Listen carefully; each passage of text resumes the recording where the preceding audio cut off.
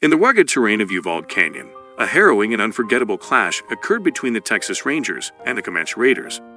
This confrontation epitomized the fierce struggles that shaped the American West, pitting two formidable forces against each other. The battle unfolded with intensity and chaos, leaving a lasting mark on the history of Texas and the frontier. How did this epic clash come to be? What were the motivations and tactics employed by both sides? Let's dive straight into the story of this insane battle at Uvalde Canyon and explore its historical significance. When the Texas Rangers and the Comanche Raiders collided in Uvalde Canyon, the air crackled with tension, gun smoke, and a dash of Tex-Mex spice. As the summer heat began to soar, a group of people gathered in the outskirts of San Antonio, Texas. The group had 20 Mexican citizens and 15 rugged Texas Rangers, united by the thirst of vengeance. Under the guidance of Lip and Apache scouts, these 35 horsemen rode to avenge the unimaginable loss they had faced the previous spring at the hands of a common enemy, the formidable Comanche, masters of the untamed frontier. It was on July 1, 1841, in the fabled Uvalde Canyon, that they clashed with the Comanche, as a result of their fury at losing their loved ones, their homes, and their property. The Texas Rangers were a renowned law enforcement agency in Texas, led by John Hayes, known for their role in protecting settlers and maintaining order on the frontier. Unlike formal police forces, the Texas Rangers paid little heed to uniforms or grooming standards. They adorned themselves in whatever attire and gear proved practical for the harsh Texas weather and unforgiving terrain. They were nothing like modern police, they were basically a gang. Across the vast expanse of the Texas frontier, the Rangers faced their greatest challenge: the relentless onslaught of Comanche attacks. The Comanche Empire sprawled from the Gulf of Mexico to present-day Oklahoma, casting a menacing shadow over Texan settlers. If you look here, you can see the area under the Comanche Empire. The Comanche excelled in guerrilla tactics and were notorious for raids on settlements, rival tribes, and European-American settlers. They would launch surprise attacks, often killing or capturing inhabitants and looting their valuable resources. They would subject captives to cruel and painful methods, including mutilation, burning, and extended periods of captivity under harsh conditions. To survey the land without explicit permission from the Comanche meant facing immediate and grave peril. Many surveyors had met brutal fates at the hands of these fierce warriors. But one man stood apart, John Coffee Hayes. Fueled by unwavering determination and fortified by his military background, Hayes forged an unlikely friendship with Chief Flacco of the Lip and Apache tribe. This alliance granted him invaluable insights into the tactics employed by the Comanche. Hayes studied their cyclonic formations and rotating attacks, determined to counter their strategies with adaptability and Texan ingenuity. Under Hayes' leadership, the Texas Rangers embarked on a transformative journey. They incorporated Comanche-inspired tactics into their operations, striking swiftly and unpredictably. Mirroring the hit-and-run style of their adversaries, they disrupted Comanche formations and exploited their vulnerabilities. These tactical adjustments breathed new life into the Rangers, solidifying Hayes' position as a revered figure among the troops. Chief Flacco became Hayes' trusted ally, accompanying him on hunts for raiding parties and providing invaluable intelligence to combat the Comanche on their own terms, in their own territory. News of Hayes' prowess spread not only among the Texans and Mexicans, but even among the Comanche themselves. Comanche war chiefs and Mexican officers branded him an irascible devil, placing bounties on his head. But were these changes enough to fight the formidable Comanche warriors? And so, with these motivations, Hayes with his band of Rangers and Mexican gunmen started looking for the Comanche, leaving San Antonio behind. They started following a band of raiders to Uvalde Canyon, just over 80 miles away from San Antonio. On July 1, they'd finally caught hold of some Comanche warriors.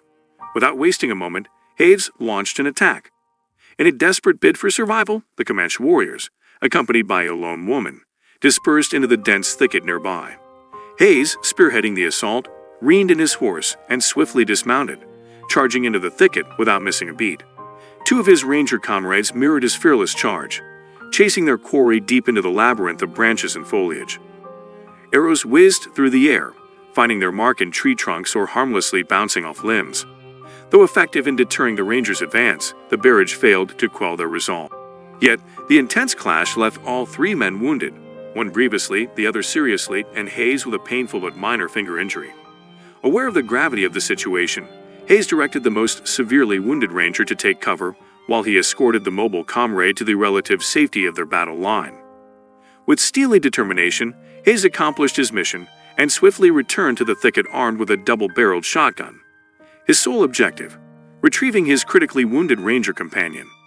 Facing a dozen Comanche warriors armed with bows, arrows, tomahawks, and knives, the odds appeared insurmountable for a wounded man with a shotgun and another on the verge of death with only a pistol.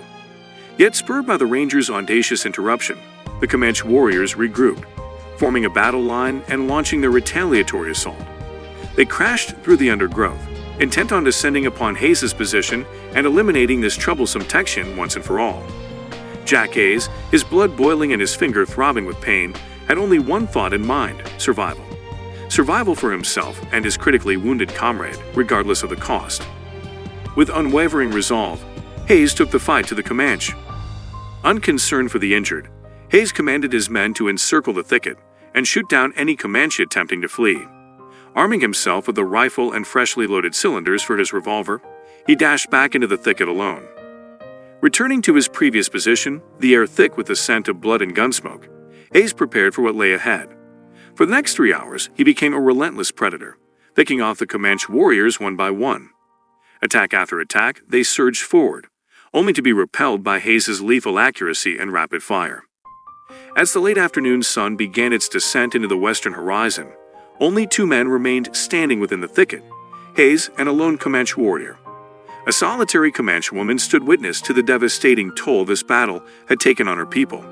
10 fallen warriors who had shared warmth around campfires and the comfort of meals just hours before now lay lifeless, their blood seeping into the Comanche dirt.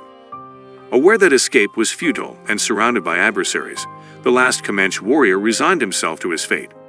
Singing a haunting death psalm that reverberated through the canyon walls, he steeled his mind and conveyed to the woman that she would soon be taken prisoner, urging her to remain honorable and resilient under the cruel yoke of their Texian intruders. With a deep breath, the Comanche warrior nocked an arrow, determined to exact his vengeance upon the Texians before departing this world. Hayes, drenched in sweat and covered in dust and blood, awaited his opponent. Despite having dispatched all 10 of the warrior's comrades, he knew the fight was far from over.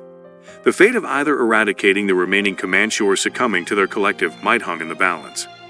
Once again, Hayes hunkered down, his senses heightened as the sound of approaching footsteps and the crashing of underbrush drew nearer. Finally, as the last warrior closed in within 15 feet of his position, Hayes sprang to his feet, taking aim. But this time, fate had a different plan. In the split second that followed, Hayes' revolver unleashed a deafening retort, while the warrior's arrow grazed his shoulder, sending him sprawling backward. The wounded Comanche warrior, undeterred by his own injuries, brandished his knife, his determination unyielding. Hayes swiftly regained his footing, adrenaline surging through his veins. With the warrior mere feet away, he emptied his remaining 4 shots into his adversary, ending his final fight. The woman was taken captive, and her life forever changed. Hayes' critically wounded ranger comrade, now safely under the care of their fellow Texians, received the medical attention that would grant him a chance at survival. As twilight cast its ethereal glow over the Uvalde Canyon, a silence settled, disturbed only by the distant sound of crying birds and the soft rustle of the wind. Jack Hayes emerged from the thicket, victorious but profoundly aware of the heavy toll this battle had exacted. The cries of fallen comrades echoed in his ears, a reminder of the sacrifices made in the pursuit of justice and vengeance. Word of the battle in Uvalde Canyon spread like wildfire, capturing the imagination of settlers and inspiring awe and reverence for the Texas Rangers. Jack Hayes, the audacious leader who fearlessly charged into danger, became a legendary figure. And so, as the summer of 1841 faded into memory, the story of Jack Hayes and the Battle of Uvalde Canyon etched its place in history, a testament to the human spirit's indomitable will to overcome, no matter the cost.